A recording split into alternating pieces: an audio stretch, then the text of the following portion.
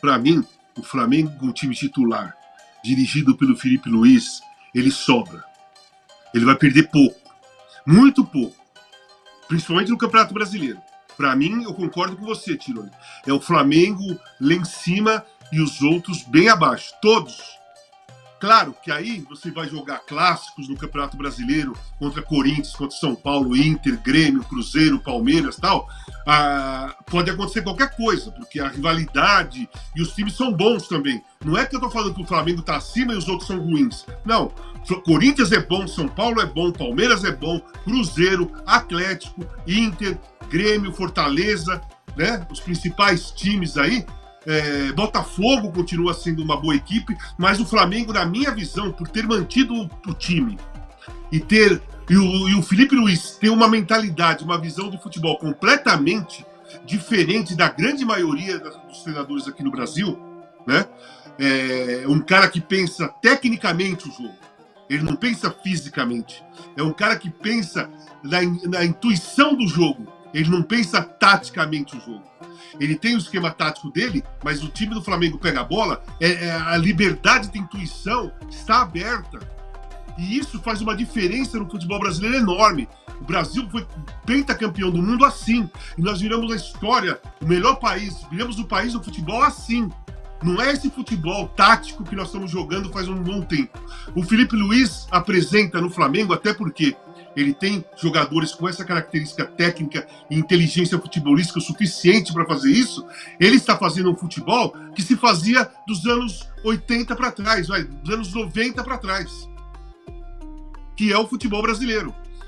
E outra coisa, ele respeita o pensamento dele de futebol, casa completamente e respeita a escola futebolística do Flamengo.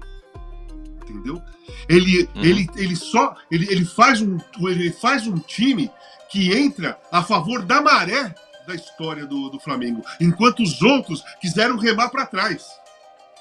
E aí, ninguém falou nada. Sabe o que as pessoas, principalmente dessa imprensa aqui, e a do Rio, que são bairristas pra caramba, sabe o que eles falam? Olha, mas ele dava trabalho, ele não sei o quê. No Flamengo já tá na seleção.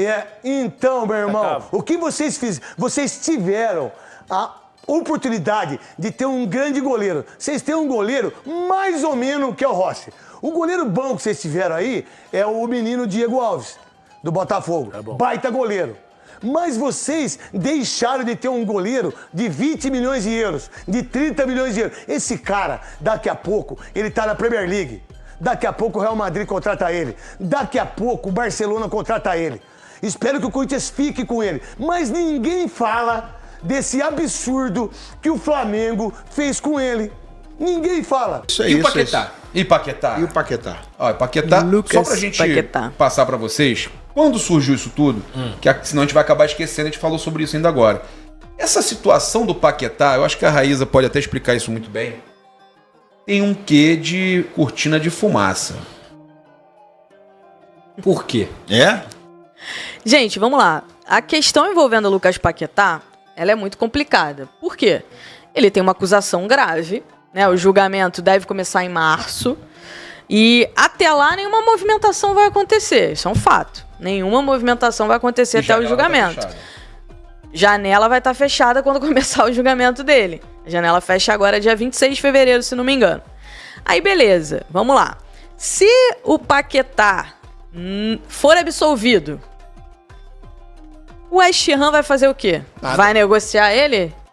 Não vai negociar ele. E se for negociar ele, obviamente vai exigir uma grana muito alta. Antes dessa confusão toda, o Manchester City tinha interesse no Paquetá. O City estava pronto por um pedido do Guardiola para levar o Lucas Paquetá. Então, assim, é muito Era 70 milhões de euros, não era que estavam falando? Era nessa faixa. Então, vamos lá. Aí ele é condenado. O Flamengo vai contratar um jogador condenado?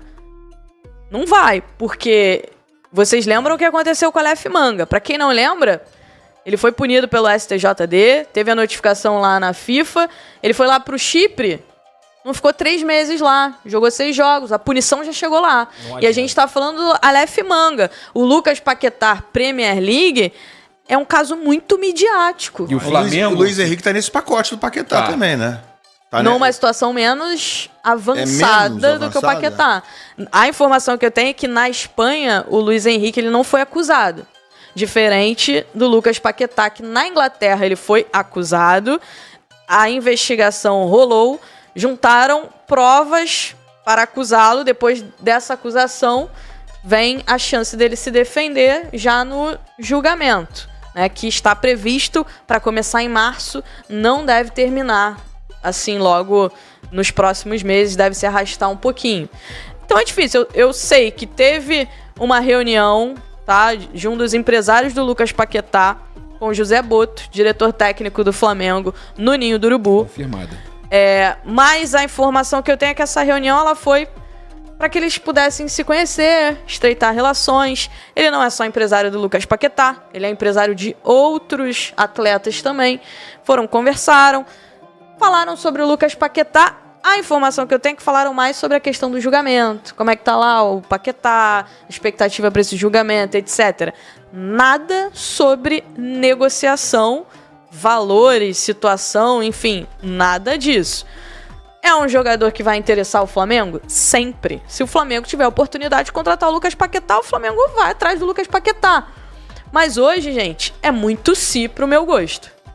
Eu vou ser bem sincero com vocês, cara. Eu tô, assim, bem otimista em relação a esse futuro do setor defensivo do Flamengo. A gente vê um Iago, que tem potencial absurdo, um João Vitor, cara, tem o Cleiton também. Vou te falar que o Flamengo não precisa ficar desesperado atrás de zagueiro não, hein, gente? Porque eu acho que tá bem... o setor defensivo tá bem arrumado. Tem Léo Pereira e Léo Ortiz, tem o Danilo na reserva, tem o Cleiton, tem o João Vitor surgindo, tem o próprio Iago. Eu, de verdade, começo a achar que não precisa fazer contratação para a zaga nesse momento. Poderia focar em outras posições.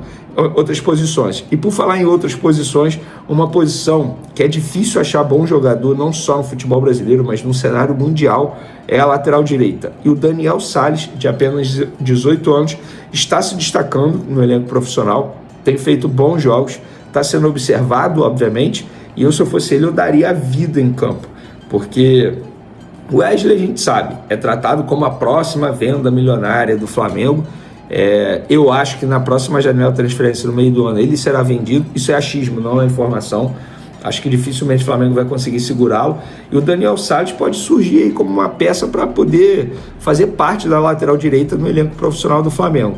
E muitos me mandaram mensagem me perguntando detalhes contratuais desse jogador. Ele renovou em 2024, já em dezembro aqui, ou seja, 2 meses atrás. O novo contrato dele vai até dezembro de 2028. Uma multa rescisória para o exterior de 70 milhões de euros, multa milionária, e multa rescisória para a transferência nacional, ou seja, clubes brasileiros, 46 milhões de... Hoje a gente traz mais uma bomba dos bastidores do Flamengo e dessa vez o nome da vez é Gerson. O pai do jogador, Marcão, soltou o verbo e criticou a diretoria do Mengão, cobrando uma valorização salarial para o seu filho. Ele acredita que o meia merece uma revisão contratual e que deveria estar no topo da lista de prioridades do clube. Mas a diretoria do Flamengo pensa diferente. Segundo informações da revista Placar, o Flamengo não vê a renovação do Gerson como uma urgência e já definiu que o próximo jogador a ter contrato renovado será Eric Pulgar. Isso mesmo, galera, o chileno, que tem sido peça fundamental no meio-campo rubro-negro, tem contrato apenas até dezembro de 2025, enquanto Gerson tem vínculo garantido até o fim de 2027. Então, na visão da diretoria, Pulgar precisa ser prioridade nesse momento. E não para por aí. De acordo com a mesma reportagem, o Flamengo já retomou as negociações com Pulgar para ampliar seu contrato. A ideia é acertar tudo o quanto antes e evitar qualquer problema futuro, principalmente pensando no Super Mundial de Clubes, torneio que o Mengão quer chegar com força máxima e elenco bem estruturado. Mas a grande questão é como essa decisão vai repercutir dentro do elenco. Será que Gerson vai aceitar essa situação numa boa ou pode acabar gerando um desconforto nos bastidores? E o pai dele, Marcão, será que vai continuar pressionando por uma valorização? Fato é que o Flamengo precisa tomar muito cuidado com essa questão, porque Gerson é um jogador importante, mas ao mesmo tempo, a diretoria precisa gerenciar os contratos da melhor forma possível para não criar um problema financeiro no futuro. Vale lembrar que Pulgar tem sido um dos destaques do time e sua renovação é vista como essencial pela cúpula rubro-negra. Mas e vocês, nação? O que acham dessa história? Gerson merece um reajuste agora ou a diretoria está certa em priorizar Pulgar? Comentem aí e fiquem ligados no canal para mais atualizações do Mengão.